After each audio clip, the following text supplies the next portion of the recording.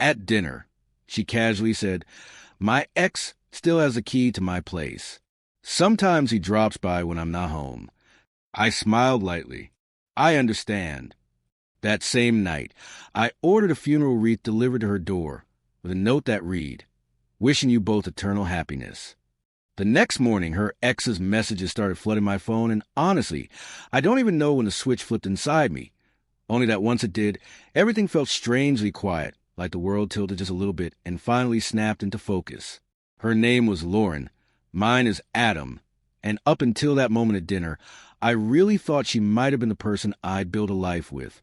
We met at a summer cookout thrown by a mutual friend named Derek during one of those early June evenings where the air smells like cut grass and charcoal, and everybody pretends they're cooler than they actually are. She wore this navy blue tank top and cut-off jeans, hair pulled into a loose ponytail, holding a plastic cup like she'd been born doing it. She wasn't loud, but she had that presence where people gravitate toward her without her trying. When she laughed, she'd tilt her head just slightly like she was letting the sound escape instead of forcing it. I liked that. I liked everything a little too fast. Maybe. We talked near the fence for nearly an hour about nothing: podcasts, dogs, bad bosses, favorite meals. She told me she worked in interior design, mostly staging houses for realtors, and she joked about pretending not to judge people's tastes when she actually judged them constantly. I told her I worked in tech, which always sounds boring, but she asked real questions, not the polite ones people use just to fill space. 2 days later, she asked if I wanted to meet for coffee.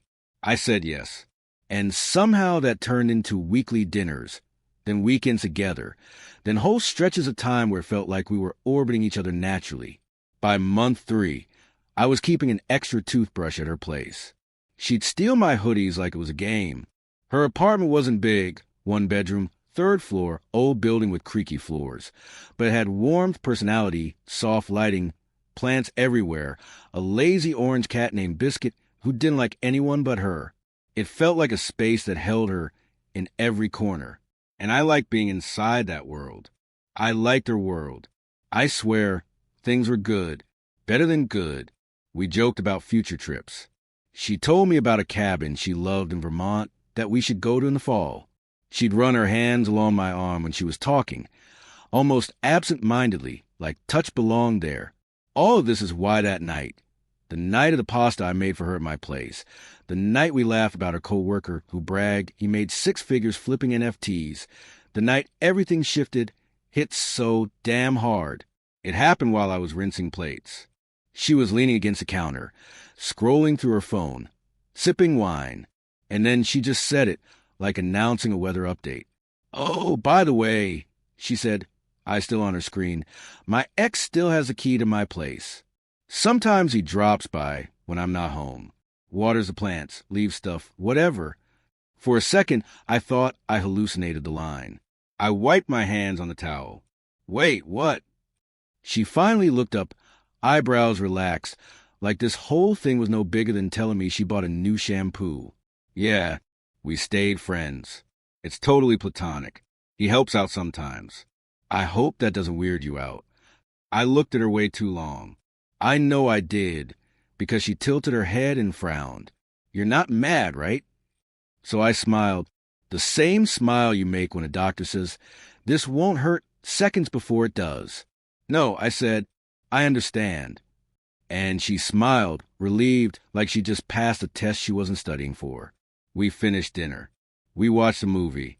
She fell asleep on my couch like she always did, curled up with her head against my leg, trusting me with her whole body weight. I carried her to bed because that's what I did. But something inside me, something invisible and delicate, cracked.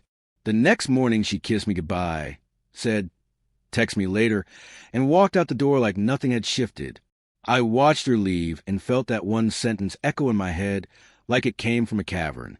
"He still has a key." I tried to shrug it off. I told myself adults have complicated histories. I told myself not to be dramatic. But every time I picture her ex walking into her apartment, her space, her bedroom, the place where her toothbrush sat next to mine, I felt something coil inside me. It wasn't jealousy. It was disrespect. It was a casualness of it, the assumption that I'd just swallow the information like water. I needed distance. So I didn't text her much that weekend. She sent a couple of "Hey stranger" texts. I answered with short replies. She didn't push. She didn't seem to notice I was fading. And maybe that's what hurt the most. On Sunday afternoon, I sat at my desk staring at her name on my phone and thought, what am I even doing? If I bring this up, she'll laugh. She'll tell me I'm insecure. She'll brush it off as if the problem isn't the ex. It's me daring to care. Something in me wanted to send a message she couldn't minimize, couldn't twist, couldn't pretend wasn't serious. So I drove past her building that night. Her living room lights were on. I could see her silhouette moving inside, talking on the phone. I wondered if it was him. That thought was enough. The next day, after work, I drove to a florist. One of those quiet places near a cemetery, the kind with heavy air and soft voices. A man behind the counter asked, "Who are we remembering today?" And I said, "A relationship that died tonight." I asked for a big funeral wreath, white roses, something that felt final. On the card, I told him to write, "Wishing you both eternal happiness." Sender, Adam. He didn't ask questions. I paid, walked out, and for the first time in a week, my hands didn't shake. The next morning, the shop texted me to confirm delivery. I sat there in bed imagining her opening the door, imagining her face, imagining her reading the card. And then my phone buzzed again. Unknown number. I opened it. It was a guy named Tyler, her ex. He had screenshots of the wreath, pictures, messages calling me immature, insane, pathetic, all caps paragraphs telling me to stay away from Lauren. I didn't answer. I just put my phone down and let it vibrate itself into silence. Around lunchtime, Lauren texted, "What the hell did you send to my apartment?" Before I could type anything, another message came. "This isn't funny, Adam. You've humiliated me." I didn't respond. I didn't need to. Minutes later, an unknown number texted again. "Hey, I'm your girlfriend's neighbor. You don't know me. I just thought you should know." Her ex was literally there when it arrived. Looked like he stayed the night. I didn't feel a punch in my stomach or a crack in my chest. I felt nothing, just a long exhale, like finally letting go of a breath I'd been holding for months. That evening, Lauren called. I let it ring once, twice, 3 times. The fourth I answered. "Adam, what did you do?" she snapped. Her voice was tight, shaky, furious. "I sent a wreath," I said. "Why?" she demanded. "You know why. You embarrass me in front of my building. People are talking. They think I'm cheating. Are you?" I asked calmly. Too calmly. She sputtered. "He's just a friend." "A friend with a key to your bed." I said. "Stop twisting things," she begged. "You don't understand?" "I understand perfectly," I said. "You killed a relationship the second you told me, like it was nothing." The wreath just made the funeral official. She was quiet. Then she hung up. The next morning, chaos followed. Her dad left a voicemail, angry but embarrassed. Her mom texted me paragraphs about ruining her daughter's name. A co-worker of hers even DM'd me saying the photo of the wreath was circulating in some group chat. Then Lauren called again, crying. "Adam, please. You have to help me fix this." "Fix what?" "People think I'm cheating.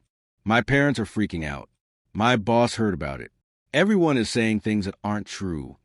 "Lauren," I said quietly, "I didn't tell them anything. They saw a wreath. They told the rest of the story themselves." "You're cruel," she whispered. "You could have just broken up with me." "I did," I said. That was a break. She didn't respond. Just soft breaths, then a click. I took a long drive that day, out past the city into the quiet roads where the air feels cleaner, sharper. I parked by a lake and sat there thinking about everything. Her laughter, her cat, the trips we planned, the morning coffees, the stupid little inside jokes. None of it made me angry anymore, just tired. People think revenge feels good. It really doesn't. It just fills the empty space disappointment leaves behind. When I got home that night, I blocked her number, deleted the photos, cleared the messages. I wasn't angry. I just wanted the noise gone. A week later, her neighbor texted me one last time. She moved out. Someone new took the place. Thought you want to know. I didn't reply. That night, I gathered the little pieces she left at my place. A hair tie, a mismatched sock, her favorite mug she always used because she said mine were boring. I put them in a box, walked it outside, and dropped it beside the dumpster. When I stepped back into my apartment, the air felt different. Not empty, peaceful, like the world finally exhaled with me. I poured myself a drink, sat on the couch, and thought about the florist asking, "Who are we remembering today?" If he asked me again, I think I'd just say, someone who never realized she was the one ending things. But I don't need to say anything now. The story ended itself. And just like that, quietly, without ceremony, it was over.